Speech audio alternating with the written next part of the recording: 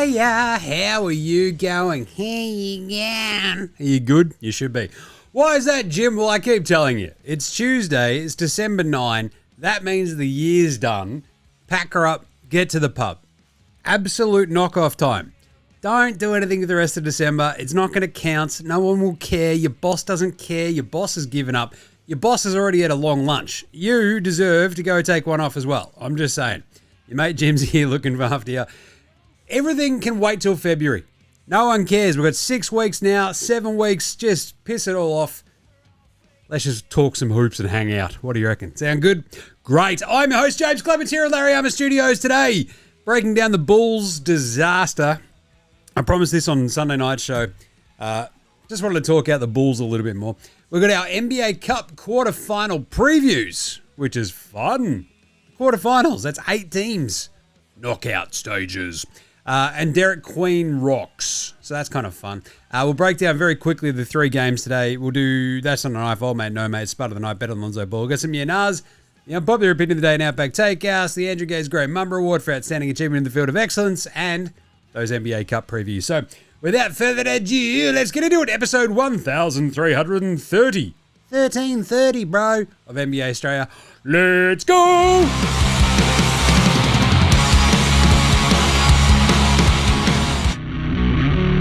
This is Josh Giddey. G'day, this is Andrew Gaze. This is Jack White. This is Joe Ingles. This is Dyson Daniels. This is Chris Anstey. This is Matthew Delvedova. This is Shane Hill. You're listening to NBA Australia. And you're listening to NBA Australia. And you're listening to NBA Straya. And you're listening to NBA Straya. And you're listening to NBA Straya. You're listening to NBA Australia. And you're listening and watching NBA Straya. This is NBA Australia. Let's do it.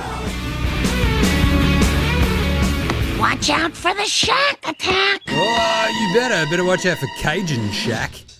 Well, more Cajun Shaq. Derik Queen. Jeez.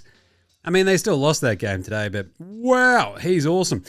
You better watch out for the anti-Strayan NBA No Bloody Australians attack. I'll tell you that much. Let's start there with the daily whip around. Alex Tilley's got a knee injury and he's been waived by those flogs, the Golden State Warriors. A pox on the Warriors, he says. A pox. They shan't win another title with Steph Curry and Jimmy Butler and Draymond Green because of what they've done to our boy. Look what they've done to our boy. He got injured. Come on, man. That sucks for Alex Tilley, obviously. Very, very brutal. Hopefully he bounces back. Hopefully he just gets healthy and gets back to playing as well as he was playing coming into this season, right? So that stinks. So Alex Tilley out for the season with a knee injury and waived by the Warriors from his 2-way contract. What a kick in the dick. Brutal. On the flip side, it was Johnny Furphy's Furf Day. Birthday, many would say, but it's Furf Day because it's easy to say because that's his name, you see. Johnny Furphy, happy birthday to Tins. I very much enjoyed Tyrese Halliburton rocking up to the Pacers game in the sick throwback Pacers jerseys. But not a Halliburton one. That'd be weird wearing your own jersey when you're not playing. But a Furphy one. That was kind of neat. Also, those Pacers jerseys today kicked ass. Just saying. But that's basically it. There's not a giant amount of other news outside of, I think, Desmond Bain got fined $35,000 for piffing the ball at OG Anunoby, which I still don't get. OG was out of bounds. Desmond Bain's just trying to get the ball, but I've got the ball, bang, wails it on him. So that was perfectly legal if you ask me. How many times have you played hoops and you've just fanged a ball at somebody, almost started a fight? It's a lot, right? So yeah, I don't know, $35,000 feels a bit much. The other bit, speaking of the Magic, they avoid a disaster with Franz Wagner, hello, escaping serious, major, crazy, super duper injury. He's got a high ankle sprain instead of what looked like to be a pretty brutal looking knee injury. So out for about a month at the moment, it looks like, which is obviously not great, but they just got Paolo back. And the big question, I guess, now for the Magic men is, can they replicate the bit where they were good without Paolo when they now will be without Franz, but have Paolo back? I'm not saying it's kind of basically a bit of a situation where you go, whoa, who's more important to this team? But I'm not saying that it's not. It's an indictment on Paolo, maybe, perhaps, if that happens. So, anyway, no structural damage for Franz. That's excellent. So we'll see how he goes, but I reckon that's like at least a month. Anyway, outside of that, the other little bit of injury news was that RJ Barrett shan't be returning anytime soon, which is kind of brutal. And Johnny Cumdog Kuminga got a DMP yesterday for the Warriors, and everybody's still up in arms about it because Steve Kerr just hates the dude. He's going to pop up again in a second. Hashtag spoiler alert, it's for old mate, no mates. Hey, let's do some game raps. Game raps from today. Very quickly, Sacramento fell short against the Pacers. Indy were really, really good, kicking the crap out of them, blew like a 19-point lead. Sacramento led. It was like a 13-3 run. It was like 101-97. And then Andy Nemhard goes, oh, this will not do. Took over. He was awesome. It was a 19-4 run down the stretch by the Pacers and put Sacramento in a body bag, Daniel. Phoenix got by Minnesota, eh? Oh, gee willikers, what a win for the Suns. Colin Gillespie, a.k.a. Villanova Del Vedova, he was unreal. He just spurred them on when they needed it most. Most of them, like Minnesota Timberwolves, couldn't hit a shot to save their ass. Like it was Ant-Man, it was Randall. Gobert got kicked out because he's a dirty dog. Absolute prick of a move that deserved to get booted and probably fined and probably suspended. And probably shot into the sun, if you ask me. Blow it out your nose, the Stifle Tower. And then the Suns, without Devin Booker, were basically just like, how do we just stick in this game? And then they did. It was an awesome win for the Suns. Absolutely crazy they pulled it off. Dylan Brooks causing all sorts of havoc, taking some horrible shots here and there. But they get it done just because, I don't know, Mark Williams is good. Dylan Brooks is solid. Colin Gillespie, Villanova Del Vedova went off his head, and they beat an Ant-Man-led Wolves team. So Ant-Man was sick as well going into this game. It was a bit of a game-time decision. I did that on the video this morning. NBA Coffee Run. Go check it out if you aren't. What are you doing? And he played his ass off. The big problem was no one else could hit a shot. So the Wolves dropped that one, bit of a brutal one. And then the final game was an absolute rip snorter as well. We got 3 pretty crazy games today. And it was really fun. I'm watching these games. I'm watching the football. Absolute chaos here in Larry Armour Studio. San Antonio 135. The Pelicans were the Pelicans because they couldn't win today. 132. Dylan Harper and Stephon Castle were awesome. All the Spurs were really good. Total team win. You've got Black Falcon doing bunches of stuff. You had just like a really solid all-around, like sort of, like Darren Fox was fine. He had shot 4 of 11, 14 points, but it was really their young dudes. It was Castle, it was Harper. Harper down the stretch as well. Awesome big bucket late. But it was the flip side, right? Derik Queen having this massive triple-double, which I'm about to talk about in a second. And the Pelicans came absolutely flying out of nowhere in the second half. I don't know what happens to the Spurs in these third quarters, but they got torched by the Pelicans. And it looked like they're going to blow this game, but because they had everybody else doing something, Harrison Barnes, 24 points, they pulled it out. Just. And the Pelicans just a little bit dicey down the stretch at times. But Derik Queen, unreal. Trey Murphy, 32. Awesome game. Hey, let's do some NBA Straya approved performances of the night. That's not a knife. That's a knife. Oh, yeah. Andy Nemhard. He was incredible late in that game. It looked like the Pacers completely cooked a wildly winnable game against the Sacramento Kings. And he goes, nah, not today. Not on my watch. He scored 12 points in that fourth quarter. Absolutely out of nowhere. It was like he and Benny Mathurin just sort of leading the charge. He ends up with 26, 3, and 12 assists. 10 of 18 shooting, 2 of 4 from deep. He was absolutely awesome. Got them over the line. Ant-Man was incredible. 40 points on 15 of 21 shooting. Maybe he should be sick all the time. This was his flu game, but he lost. So, yeah, and it wasn't a finals game. 9 rebounds, 2 assists. But Derik Queen in that triple-double, 33, 10, and 10 with 4 blocks. Bloody hell. I'm going to talk about this again later in one of the other segments. Wink, wink. He was awesome. And I don't know, like, I guess the unpopular opinion of the day is NBA strawman arguments are so fucking stupid, aren't they?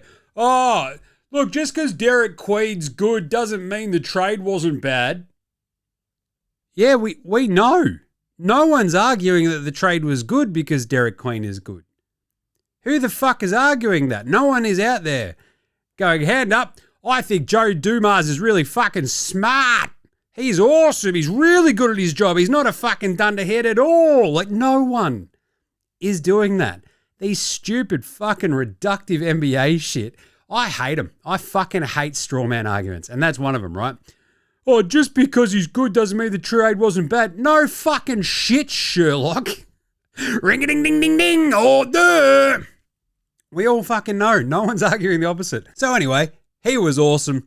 Pelicans still lost. How about Spud of the night? Spud, Spud, Spud, Spud, Spud, Spud, Spud, Spud, Spud, Spud, Spud, Spud, it is Spud. Spud of the night. Spud of the night. How about Malik Monk came out there and look, this is like the weird situation the USA finds itself in now, right?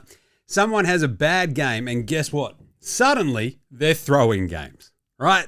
This is a thing that didn't really used to be like part of the public discourse. But now Malik Monk can go out there and go 0 of 5 in 9 minutes and have 2 turnovers and everyone's accusing him of throwing the game and betting his own unders. It's brutal. It's a rough world out there now. They are 1 of 8 for Ryan Dunn, the other Ryan Dunn. That's pretty brutal. But the worst is yet to come. 1 of 7 for Jaden McDaniels, 0 of 5 from 3. 1 horrendous turnover. DiVincenzo goes 1 of 7 and 0 of 6 from deep. 0 of 5 for Mike Conley and 2 of 12 for Naz Reid. Geez, Jim, what have they all got in common? That's right, they play for the Minnesota Timberwolves. And again, I'm no math magician. But if 4 of your main rotation dudes shoot a combined 4 of 31, that's pretty bad. Right? I'm just saying. It's not great. Especially when Julius Randle and Ant-Man are just like so psychotically efficient in this game against the Suns, and then everybody else was shithouse. Like Bones Highland was good. It was these 4 dudes that absolutely sunk them. I think from 3, they were a combined 2 for like 30... No, 2 for like 24 or something like that. It was absolutely crazy. 4 of 31 overall. Brutal gear. That's like a kilo of spuds you're picking up from like Woolies. Just like pick them up and there's a picture of like Naz Reid, Mike Conley, Jaden McDaniels and Dante DiVincenzo just in there. I'll get a bag of spuds, thanks. There you go. Bang. Boom. Thanks, Wolves. How about old mate, no mates today? Old mate, no mates. Old mate, no mates. Old mate, no mates. Old mate, no mates. Old mate, no mates. Old mate, no mates. Who's got no mates today? That would be Rudy Gobert, Stafford Tower, out there getting booted from that game because he's a piece of shit. I don't know, playing basketball, obviously one of the single most dangerous things you can do is someone who's in the air, you push them. Because suddenly they don't know what the fuck's going on and it's just an absolute dog act. Rudy Gobert, dog act. Absolute prick move. So fuck him. Fire him into the sun. Anyway, absolutely brutal gear. Pantsing of the night. There was one absolute amazing moment, I think, in that Suns-Wolves game. You want a good pantsing. Like, it was just absolutely... Julius Randle getting danced on by Dylan Brooks. And then Dylan Brooks just chucking up like the world's worst looking shot. And Julius Randle sort of sunning him about it. It was pretty nice. I'm not going to lie. Dylan Brooks, they still got the win, but geez, it was, not pretty. And pretty fun, eh? But anyway, good stuff there. Very, very fun pantsins. Dylan Harper also causing like lots of havoc and just like pantsing like random Pelicans, and you're like, Jesus. Very fun stuff. Anyway, how about better than Lonzo Ball, Bronny James, and Ben Simmons? Lonzo was the best player in high school. He was the best player in college. You think he'll get to the pros and be like, I made it to the pros, now I can be average. He's coming for everybody. Coming for everybody, Maximir on your Kings, 13-8-3. Not bad. He's been super solid. If you picked him up on NBA Supercoach like I did, you've got to follow my advice. We're doing pretty bloody well. he's been really, really solid for the Kings. They still suck, however. Colin Gillespie, Villanova Dellavedova, 19-6-4, and completely changed the face of that game for the Suns. Absolute better than Lonzo Ball, Bronny James, Ben Simmons territories right there for him. He was absolutely incredible. And obviously the 33-10-10 triple-double from Derik Queen gets there because it was amazing, and therefore he's better than Lonzo Ball, Ben Simmons, and Bronny James. He shot 11 of 15, 11 of 13 at the line, 0 of 1 from deep, which was actually a pretty big shot. He just short-armed it, but still. Very bloody good from the young big fella, who I'm still going to talk about again later. All right, let's do some quick yeah-nahs right after this. This is Cam Glidden. This is Anthony Drimmick. This is Mitch McCarron. This is Jason Giddey. This is Darryl McDonald. Hey guys, this is Hugh Greenwood. Yo, what's going on? This is Illy. This is Mark Worthington, or commonly known as Wortho, and you're listening to NBA Straya. You're listening to NBA Straya. And you're listening to NBA Straya. And you're listening to NBA And you're listening to Straya. NBA Straya. And you're listening to NBA Straya. And you're listening to NBA Straya. You're listening to NBA Straya. All right, let's do it. It's time for some yeah-nahs, brought to you by you. That's right. You can shout us a beer, shout us a tin, shout us a coffee if you want. Via the link in our bio or on our socials, that sort of stuff, or in the show description as well. It's just buymeacoffee.com/NBA Australia. Go check it out. You can do it once a month as well. You get to join the Dead Set Legends Club, working on the sort of standalone episode as well. That'll be exclusive to the Dead Set Legends Club, which is going to be every NBA team as a band. Now, in my former life as a music journalist, I have a lot of music stuff in my head. So it's going to be a fun show. Just let me let loose. It's going to be very fun. So you can go sign up to the Dead Set Legends Club by buying us a coffee. Buymeacoffee.com/NBA Australia. The link is on our socials everywhere. So at the top of the facey, top of the Twitter. It's in the bios for Instagram and all that sort of stuff. Thanks to all the legends who have signed up. And if you run a business, know a business that want to help sponsor the show, hit us up. Legends, everyone is. All right, let's do some yeah-nahs. Zachy Boo! Hey, Jim, would Jackson Hayes be out of the league if he was on any other team? Being fed by two of the best passers in the league, and Luka and LeBron, disguises how bad he really is. Yeah, nah. He'd be very close, yeah. He is... Like, DeAndre Ayton, dominating, is in the same boat. Like, we saw it in Portland. Dominating... Like, if they didn't go, right, we're going to buy this idiot out and he can go hang out with the Lakers. Like, the Lakers were so bereft of big men, they're just like, yeah, that'll do. And he's been solid. He's not going to set the world on fire. Hayes is kind of like that, just the perfect spot for him is right there. On any other team, I reckon, he'd be like falling out of the rotation. I mean, that Lakers team has just got no size. Like, outside of Ayton and Hayes and co, right? Because you've got like these big wings in Rui and Luka and LeBron. But outside of that, like Vanderbilt could barely get on the court the last like 2 weeks. And so, but you look at somewhere like Boston where they're just like, we don't have it. Dude, we don't have any big man kid. It's like, all right. So what do? They've got Namers Giddey. And he's been awesome because he's all hustle and heart and just fucking hammer and tongs the entire time, right? So, I mean, would he back up somewhere in Boston? Maybe. But I feel like he'd also get absolutely hated on by those Celtics fans and probably end up in, like, Spain. Right? Better get ready to learn China, buddy. But anyway, so yeah, he is in the exact perfect spot for him right now, Jackson Hayes. And, you know, he's had all these injury woes over the years, so if he can finally just get a nice runway, he'll be fine. But it's a great shout by Zachy B. Right, wanted to revisit the one from Paul A. from the other day. Got a big one for the Vice President of Common Sense. Let's just go with this season. How many injuries have happened on a back-to-back or a road trip? And so I thought this was a great question because it's like, haha, probably some. And it turns out with a bunch of our big stars, like I've gone through, it's Wemby, Giannis, Ja, Luka, Zion, Sabonis. That was on a road trip, but not on a back-to-back. Franz Wagner, hello, Paolo Banchero, etc. None of them actually happened on a back-to-back, which is pretty crazy, right? And a lot of them sort of at home. But there is still a very clear injury problem. This was all broken down awesomely by Tom Haberstroh, right? Of the 45 players that have been all-stars in the last 3 years, so 45, only 5 of them. So 40 of them have missed games this season. Only 5 of them have played all the games this year. We're in the start of December. We're 6 weeks into the season. The 5 left, I think, are Jokic, Maxey,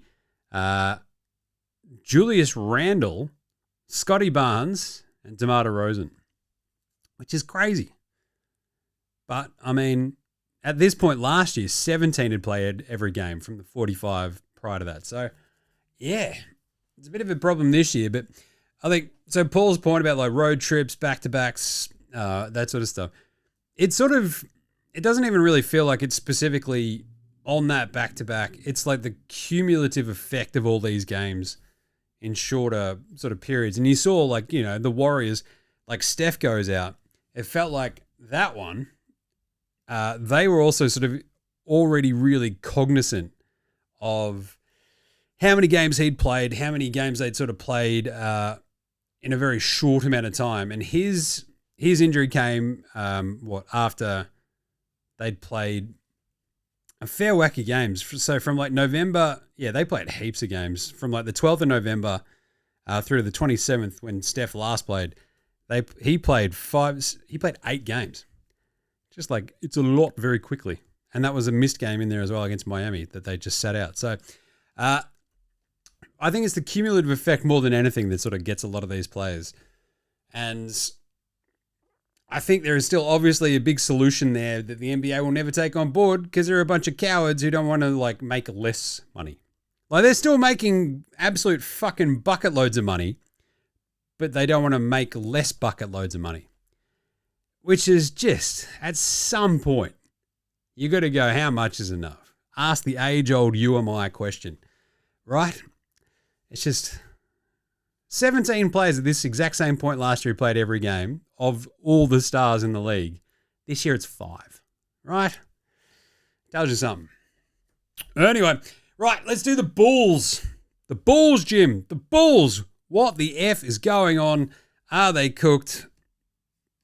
I mean, this is kind of a bit of a combination unpopular opinion of the day as well. I mean, they're just a bit cooked, right? Because amazingly, they're 9-14. Yesterday, they were 9-13, and then they lost again. Incredibly, at the exact same point last year, they were 9-13. I keep banging on about this. The Bulls never change. Between 3 to 5 games, either under or above 500, and that is it. That's a sweet spot. Why is that, Jim? It's because ownership don't give a rat's ass. It's very simple, right? Ownership are just like, you know what? If we make the play-in every year, mate, we make an extra $4 million just from the gate, just from hosting that game. If we play there, that's awesome. If we make it any further, suddenly we're having to play playoff bonuses and I don't know, man. So they've got like a sneaky cheap set of owners and stuff. And they've got this front office that has come in after years of the Garpax fucked situation for Chicago. The do nothing, and when we do something, we fuck it up approach. Who had like this incredible tenure, just of like, didn't matter how much they were shit, how much they fucked up, whatever. They just still had jobs for life until they didn't. John Paxson hit a series-winning fucking shot for the Bulls. He was a legend, right? Hard to fire a legend, but they did eventually. And now they've got a front office that does nothing. And like the only moves that they sort of make are like these weird fucking sideways moves that don't really move any sort of a needle. And they're kind of just a bit shit across the board. So to the point where like they started 6-1 and now they're 9-14. Again, I'm no mathematician, but I'm pretty sure you've lost 13 of your last 16 games. And you're like, it's all fine here. Nothing to see. This is fine. The fucking house is burning down around you. This is fine. And obviously what stands out about this losing streak is how fucking shit the teams they've lost to have been. Like for going in after that 6-1 start, what you probably could have just like bet on was the simple idea that Chicago should be good enough to beat the shit teams below them. which is a very Chicago Bulls thing to do, right? They've done this over the years. Unfortunately, only 2 of those teams that they've played in this 7-game losing streak were over 500. It was a Magic team without Paolo Banchero and a Warriors team that didn't have fucking anybody. So that's almost more embarrassing. And they got beaten by a fuck ton. Outside of that, they had also lost to the Pelicans, the Hornets, the Nets, and the Pacers. 4 teams who are, checks notes, dog shit. So, yeah, the Bulls have been fucked. And a lot of it has obviously sort of come down to the simple idea that the offense has just sort of gotten broken. Why is that, Jim? Well, Kobe White came back, and I love me some Kobe White. I think he is a gun. He is a weapon. And I think they don't know how to fucking use him and Josh Giddey at the same time. Right? They start Kobe White, it just gets all a bit fucking sideways. They're 2-5 now in games that Kobe White actually plays. They were 6-5 before he came back from injury. They were 18th in offensive rating and 19th in defensive rating before he came back. Since then, they're in the period that he's come back, they're 29th and 24th. So overall now, they're 24th and 23rd in offensive and defensive rating. That's the sign of a shithouse fucking team. So there's obviously something awry in that rotation. They lost Isaac Okoro basically around the same time that Kobe White came back as well. So you lose a defensive wing. You don't really have like a good, solid defensive backup center that you can rely on. Because Jalen Smith, I've been saying this for fucking ages, is about the basketball IQ of a cinder block. Zach Collins ought to be better, but that's what we've been saying about Zach Collins for his entire fucking NBA career, right? So you got Trey Jones and Javion Carter and Dosunmu and like Kevin fucking Huerta, the Ginger Ninja Red Velvet. He's been out with a calf strain. And there's the fucking big stick out shit-ass bloke, Patch Williams, who just fucking sucks at basketball for the most part. I think amazingly, I think I broke this down on yesterday's show, the quick one on YouTube. He's shooting like, 19% from 2. That's crazy. And he's like barely taking threes. His defense is shit house. He's fucked. Buzelis hasn't taken a leap this year. Giddey was really good until Kobe White came back. So I think he went from about a 22, 10, and 10. He's now down to a 19, 9, and 8. So it's taken a little bit of a whack. But Kobe White's like numbers as well. He's been good. He's been getting to the free throw line a lot, which is really good. But he's also got 21 turnovers in 7 games. Again, I'm no math magician, but I'm pretty sure that's 3 a game. And the other thing is, like, they were right at the top of the league in assist percentage. And they haven't gotten more than 24 assists in 4 of its last 5 games. Their field goal percentage has just fucking dropped. They're the 3rd worst shooting team in the NBA over the last 5 games as well. And since November 29, no team has scored fewer points in the NBA. They had 91 the other day against half of a fucking Golden State team, the Santa Cruz Warriors. It's embarrassing. The defense with Vooch back there, yes, it's brutal. But when you don't have a Okoro and shit, it's just like that was always going to happen. The biggest problem is the offense has completely fucking fallen apart. And this entire thing about Chicago is that they should be able to just go, well, our defense is shit, but check out our offense. It's fucking radical. And it just sucks. So the thing is, with Arturas Karnisovas and fucking Billy Donovan, the coach in the front office, they got these secret extensions over the offseason. And so they're probably not going to fire Billy D. Billy D! And they're probably not going to make a trade. And even if they did, I think my biggest thing here is like, but what about if you just traded for Anthony Davis, Jim? That'd help fix your defensive woes. Would it? And for how long? Right? Because I think this is the thing. Their biggest problem sort of feels to be this lack of commitment to anything. Right? They sort of luck into Giddey in the Caruso trade. All of their trades for fucking losing DeRozan, trading Levine, getting rid of Caruso just for Giddey and not getting like any picks back is just still fucking jaw-droppingly stupid. But on top of that, they took Noah Essengay ahead of Derik Queen. Essengay is now out for the season. He was out there fucking getting cardio in the G League, and he was like, again, another fucking shitty project. It's like, well, in a couple of years he might be good. Derik Queen literally walks out onto the basketball court and starts dropping 30, 10, and 10s. What the fuck? So Arturo should be fired now just because of that, basically, right? But then we wouldn't be able to laugh at the Pelicans, I guess. But yeah, this lack of commitment to anything. It's like, well, we'll keep Vooch around. It's like, why? Vooch clearly fucking hates the young dudes and has realized that they're fucking idiots. Like Jalen Smith trying to clown him. He was like, I will fucking beat your head in, you idiot. Piss off. That doesn't scream to me awesome vibes. And Vooch understands what's going on there. He's like, yeah, we fucking pulled a win out of our ass. We shouldn't have.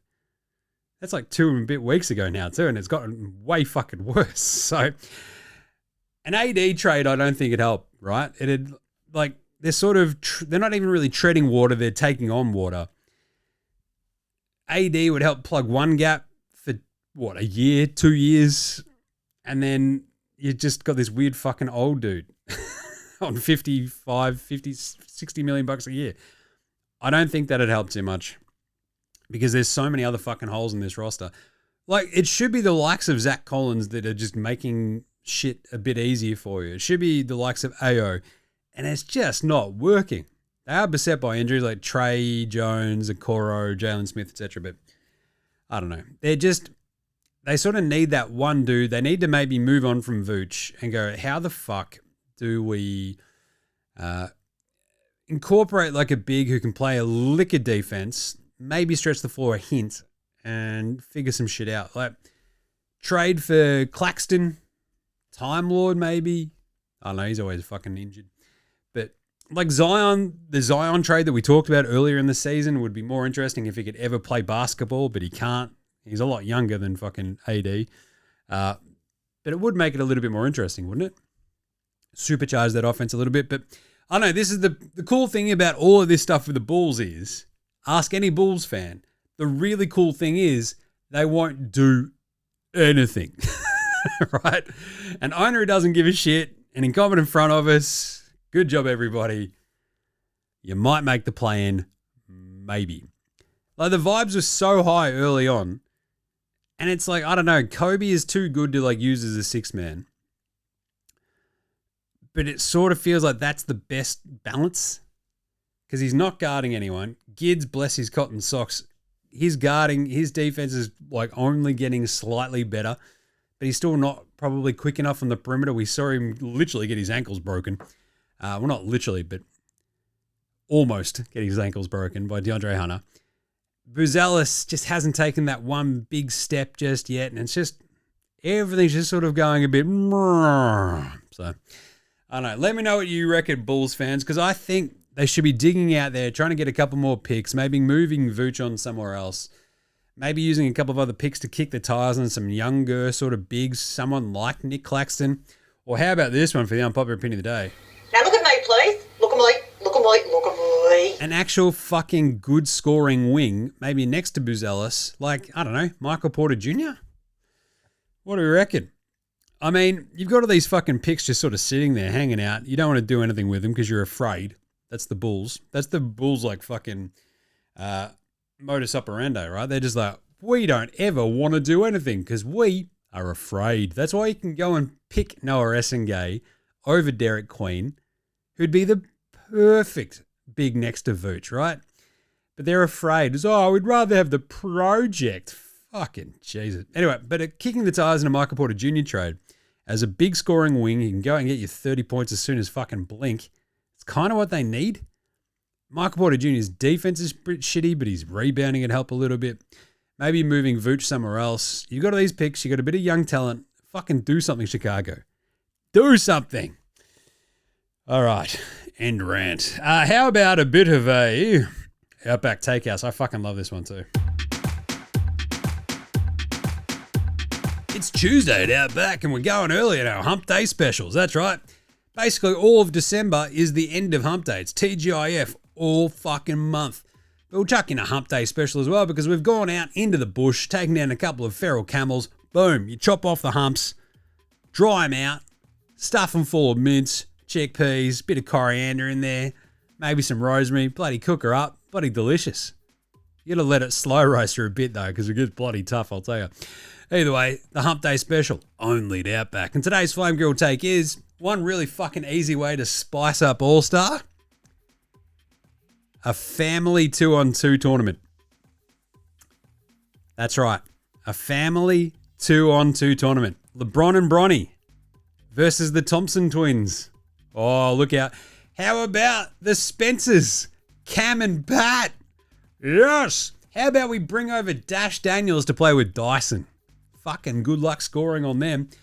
We can get a couple of legacy old blokes as well, the Lopi. Get Brook Lopez, bring back Robin.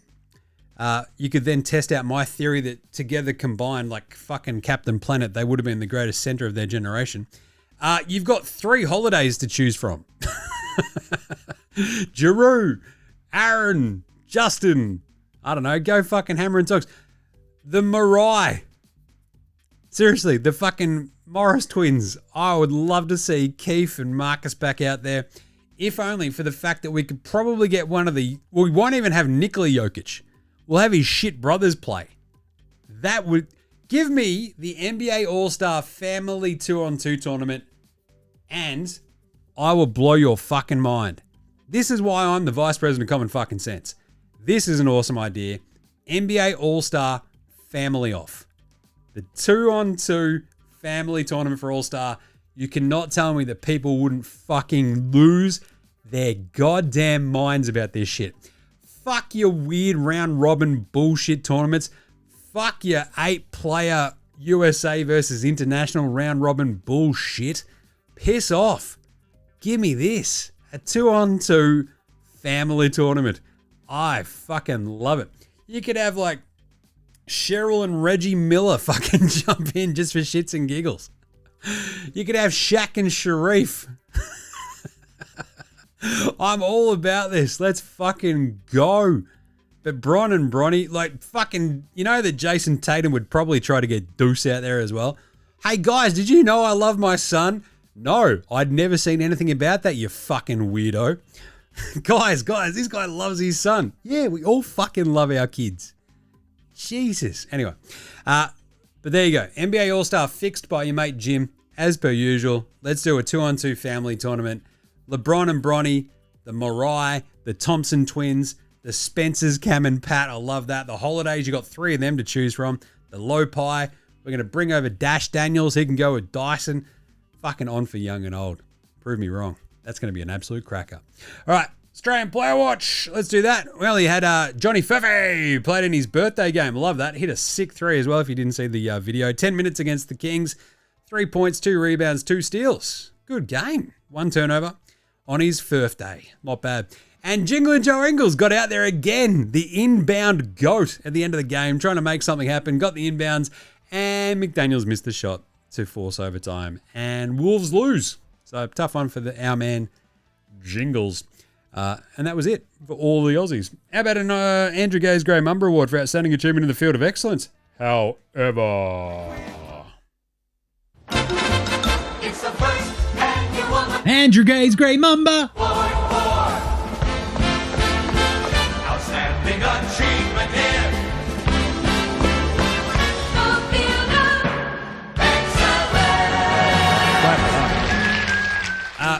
I would also like to point out that Russell Westbrook got his 207th triple-double today. I think I tweeted out, it is fucking the hilariously most Sacramento Kings thing in the world that 18-year Russell Westbrook is somehow the Sacramento Kings best player. What a world. Yeah, like it's the most Kings thing ever, non-Jason Thompson division. The most Sacramento King player who ever played. But anyway... So, Derik Queen today, 33, 10, and 10. Hopefully you saw some of these stats, but they're incredible. Only 5 players in NBA history have had a 30-point triple-double before they've turned 21. LeBron James, Luka Doncic, De'Aaron Fox, Victor Wembanyama, and now Derik Queen. Our man Giddey didn't get to the 30-point mark. That was the problem. But LeBron, Luka, De'Aaron Fox, Wemby, and now Derik Queen. Is the first rookie center in NBA history to have a 30-point triple-double as well, because they don't have good records. He's also the first rookie center with a 30-point triple-double in NBA history with 4 blocks since 1973-74 when they started tracking him. So that's an extra how you fucking going, and another kick in the dick for the dummies who run the Chicago Bulls. Good job, everybody else. He's only the 10th player to have those numbers as well, which is Jokic, MJ, LeBron, KD, Kareem, Harden, David Robinson, the Admiral, twice, Chuck Barkley, and Alvin Adams.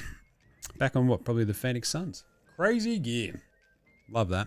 He was so good in that game. Just took off. Fuck me. Just imagine if you drafted him, everybody. Like, what the fuck are Brooklyn doing? They got 57 first-round picks and they just let him slide. Anyway, the Bulls, literally the pick before. Unbelievable. All right, Patty Mills Game Day Ball, a Game Day Twitter check-in. Let's go.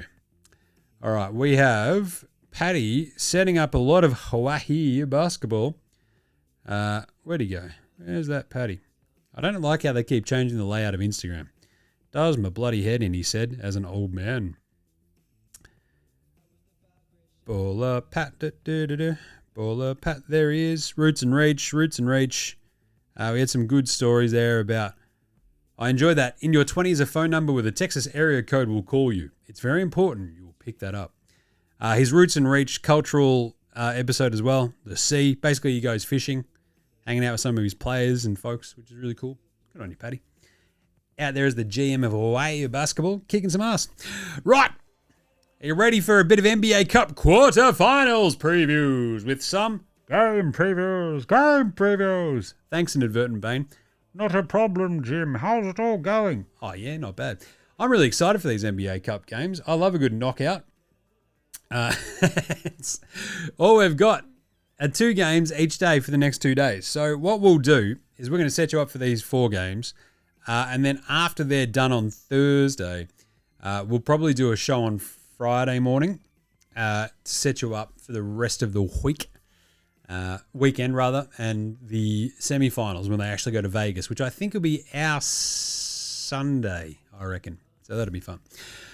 So remember, you can find all of our picks over at Dabble. If you use the link in our show description or our social bios, it'll take you right there. You can find out all of our picks, what we like, who we like. Sometimes the same gamers, all that sort of stuff. So if you're into that thing, go check it out. NBA Cup quarterfinals, finals. Wednesday, we've got the East games. It seems weird that they don't alternate the East and West, but whatever. I guess it's so the 2 teams that then have to play each other in the semifinals from the East are playing on the same amount of rest, but it's just a bit fucking odd. Anyway. Miami, Orlando, the Battle of Florida for an NBA Cup game. This is going to be an absolute ball terror.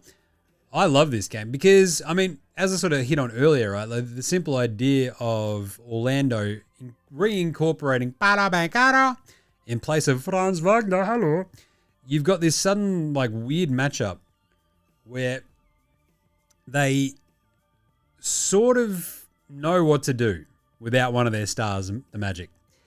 And Franz feels like a little bit more all-inclusive, shall I say, kind of player, more so than Paolo. Anyway, Orlando have beaten Miami twice already this year, right? They beat them 125-121 back at the end of October, and they beat them last week, 106-105, last weekend, in an absolute ripper of a game. Miami are 4-7 on the road. Not great. Orlando are 9-4 at home. This is the 5th best defensive rating, the Magic, versus the 6th best defensive rating in Miami. Offensively, it's 13 versus of a Miami, which is a bit crazy when you think about how well they do score, versus 11th for Orlando. And Miami are 14-10 against the line, which is pretty crazy. But they've also had, I think, it's taken a little while for folks to catch up to Miami being good, including your mate Jim. Orlando 11-13 because they've sort of had, especially a really slow start. Now they've really rounded into form. But most of all, I think the biggest concern for the Heat will be the injury report, right? Because with Tyler Hero battling with his toe injury, you've got this sort of weird situation where Hero is a probable. He's dealing with an illness and he's got his weird right toe contusion. Davion Mitchell's also probable. And Pele Larson's probable. So those are the 3 dudes who missed last game. They got a little bit of rest. I would expect them probably to come out and play. And Orlando will just be missing Franz Wagner. I think they're both 14 and 10, these teams as well, which is pretty fun. We're in Orlando. They're pretty good at home. I think as underdogs, I might take the Magic plus 1.5. It just feels... If Paolo does feel a bit scratchy, but if like Hero's also a little bit off, we could have a really strange game. You've got Bam, Khalil Ware, bit of size for the Heat versus Wendell, and like Johnny Isaac and Goga for the Magic men. I trust probably Orlando just that little bit more, even as a road underdog. You've still got Desmond Bain, you've got Paolo, you've got Jalen Suggs, which is important. I'm going to go the Magic plus 1.5. They've just got that really good home record. They've beaten the Heat twice already. Both were very close games. So much of this really depends on like Hero and Davion Mitchell being ready to go though, doesn't it? So it's a really tricky pick. I'm going to lean Orlando plus 1.5. We'll see how we go tomorrow morning when we do the videos, but that's where we're at the moment. Then we have Knicks Toronto for the second quarterfinal in the East. We're going up to Canada, where the Raptors are 4.5-point underdogs, which is pretty interesting. Knicks are 3-6 on the road, so not that great. Raps are 8-5 at home. They've looked really good at times, but they are also in the midst of like this weird little swoon. They are, aren't they? Just a bit of a swoon. At home are the Raps. But they came after what, a really, really, really tough one where they fought and fought and fought, blow that game against the Lakers, get blown out by the Hornets, which is just chaos, and then lose in a weird game against the Celtics. So this is the 9th defensive rating versus the 14th. The Knicks have got the 9th, I think. It's the 14th best offense versus the 3rd best offense. The Knicks have got the 3rd best offense in the NBA right now. 15-8 for the Knicks against the line as well. Looking pretty good. Toronto 11-14. The Raps have lost 5 of their last 6. You know, the Knicks, they just feel a little bit more solid. The problem again is we keep running into these weird little ones about Karl Anthony Towns' injury report, game time decision, and that Deuce McBride's already out. I think I'm going to go Toronto in this one. I think the size of their wings versus OG, Mikal Bridges, Jalen Brunson and co. They don't have RJ Barrett, obviously, but everyone else, I think, looks like they're going to play for the Heat. So I think I'm going to go the Hooters because I think with Karl Anthony Towns, if he doesn't go, he's got like calf tightness. That's a questionable one. I'm like, we're really going to try out calf tightness in this day and age, in this economy? So I'm going to go the Raptors, plus 4.5 at home. Thursday, Phoenix OKC. What a crazy weird one this one will be. Villanova Dellavedova up against SGA and the Thunders. 15.5-point underdogs on the road in OKC are the Phoenix Suns, which to be honest feels about right because OKC are waxing everybody and not in the good way. So with Devin Booker still like out, game time decision for this game because it's still 2 days away. He was ruled out for like a week about what? I don't know, 10 days ago, something like that. Jalen Green's still out. SJ sat out last game. Isaiah Joe, Caruso, Dort, Hartenstein, they're all listed as game time decisions. We'll know probably more about this tomorrow. So look, our final pick for this game, well, these 2 games on Thursday when we do the NBA coffee run on Thursday morning. At the moment, I'm probably leaning towards Phoenix plus 15.5 just because they are a league best 15-8-1 against the spread. They just beat the Wolves today, shorthanded. Like, they'll just go at the Thunder. The Thunder might still kick their butts, but I don't know. The Suns are 6-6 on the road. The Thunder obviously 11-0 at home because they've only lost once this season, don't forget. 23-1 is such a piss take. And I kind of feel like the Thunder are just going to go on this run through the NBA Cup tournament and just be like, yeah, we won the title last year. We won the NBA Cup, and we're going to win the title again this year. Shut up. And you're like, okay, well played. They already beat the Suns 123-119 about 2 weeks ago. This is obviously the 5th best offensive rating in the league versus the 12th. That's the Oklahoma City as the 5th best, and they have the best defense in the league. So OKC will win this, I reckon. Phoenix, though, just fight, scrap, and claw. If Booker comes back, probably give him an even better shot at covering that 15.5. It's just a big number. So give me Phoenix. And then we have San Antonio at the Lakers. Stephon Castle comes back today. I love that. He's now got a game under his belt. Harper looked fantastic.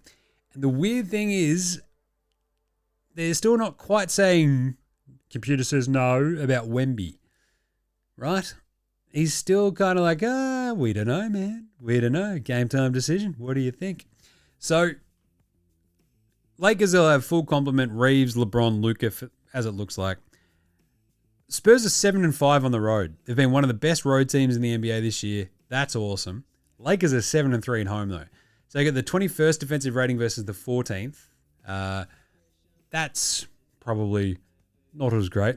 Lakers are the 6th offense and the Spurs are the 7th offense. So in terms of your defensive rating, I mean, the Spurs, it's a little bit more worrisome, isn't it? Because if the Lakers, wait a minute, why are they 21st? Oh, it's the other way around. Spurs are 16th, the Lakers are 21st. That makes a bit more sense. I'm going to go the Lakers minus 4.5.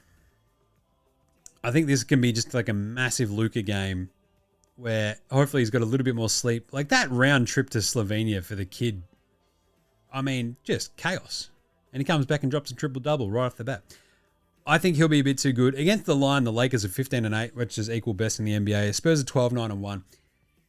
Despite the Spurs road record, I think, unless Wemby came back, I think the Lakers have got this. So we'll see how we go. We'll keep an eye on the Wemby news. You'll get an update on Thursday morning for the final picks, but there you go. And that is it for today. NBA Cup previews. Can't wait for these knockouts. It's going to be super fun. Can't wait for like the presentation, see how it all goes. It's going to be nerding out. Anyway, but that's it. We'll be back on deck very, very briefly tomorrow afternoon with like the little quick hitter on YouTube to wrap up those 2 games for you.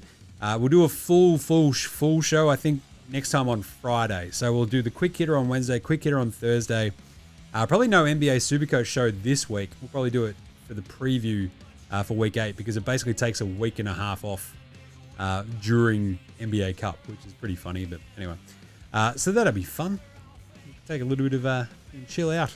Not stress about the NBA Supercoach, but we'll still have an NFL Supercoach show either way. So make sure you're following NBA Straya on Twitter, Facey, IG, YouTube, TikTok, all that good stuff. We're all over the socials all the time. We'll have power rankings later this week as well. That's what we'll do on Friday's show too. So get around NFL Straya, myself and Gaz as well. I managed to spoil the Eagles game for him today, which is pretty funny. So that show is going to be fun. Go Pats. But all good. And Jim does Supercoach. As I mentioned, probably no NBA Supercoach show this week. I might do a quick little drop-in, check-in on the scores and stuff like that and then piss off again. But yeah, won't bother previewing it because there's no NBA Supercoach for a week and a bit. Anyway, rate, review, star, subscribe to all of those shows across all your podcast apps, of course. Big thanks to go to From Olzo for the intro and outro song They Rule. So to House Hatch, Joshua De Laurentiis, Fascinated Goldmines, Ramshackle Army, Iowa, Section Green, and Dozers. They're mine, all the tunes you hear. Smash them on your streaming platform of choice. And what are we going to close out with today? I think we might close out with a Johnny Furphy's Furf's Tin Recos because it's his birthday. I think I tweeted that he looks like he's just turned 14, but he did turn 21, so he can now legally drink in the States. So we're going to get him to recommend us a beer. Sound good? Good. Great. All right. We'll catch you on YouTube and on Spotify video quickly tomorrow on Thursday for the NBA Cup wraps, and then big show again on Friday. So we'll speak to you then, you dickheads, as the NBA Straya is saying, look after yourselves, would ya? And later,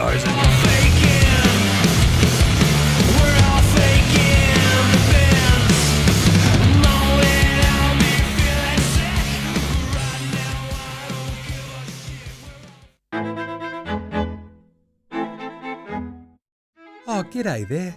It's your good friend Johnny Tins Furphy over here with another episode of Johnny Tins Furphy's Froths Recommendations. That's right, it's Froths with Furfs. And guess what?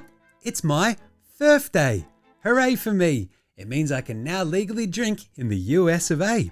So I figured in order to celebrate this big momentous occasion, I'd pop a tin on one of these delicious, tasty, local brews. What do you say? Shall we pop one of these? Good? Great. Let's go. And see what we have here is, a Bud Light. Coming in a nice, interesting blue aluminium bottle. Sure. All right, let's crack this. And let's take a swig, shall we? What do you reckon? Oh, she's a bit frothy. Oh, jeez. Yeah, that certainly appears to be beer. Let's give that I'll say 7 out of 10, shall we? Because I don't want to get my head kicked in by angry Americans. But wow, does that look? I've never had horse piss in my life, but I can imagine it might be better than that. Fucking gee. Anyway, there you go. So 7 out of 10 for that delicious Bud Light. So I guess that's all we have time for this week. I'm 21 and oh God, that was, whew, I need to wash that down with something decent. Anyway, so until next time, here's to me on my 21st birthday. This has been Johnny Tins Furphy with Furphy's Froth Recos. Catch you next time.